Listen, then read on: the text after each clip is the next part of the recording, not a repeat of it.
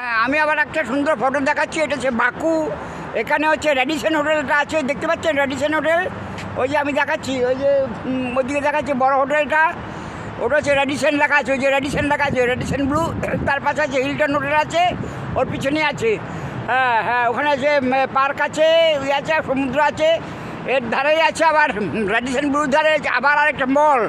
এই দেখুন মলে ঢোকার জায়গা, এই যে মলের লোকে ঢুকছে। এটাও একটা মল, এটাও একটা বিশাল মল। এখানে সব বড় বড় মল। আচ্ছা আচ্ছা, দেখতে পাচ্ছেন।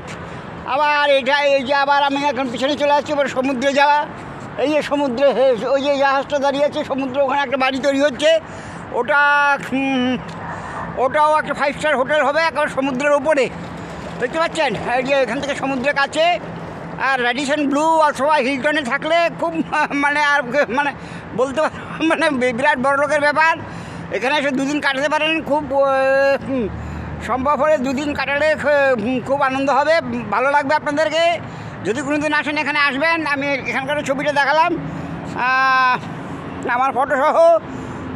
যদি আসেন আসবেন। আর এটা হচ্ছে বাকু, আজারবাইজান। Thank you.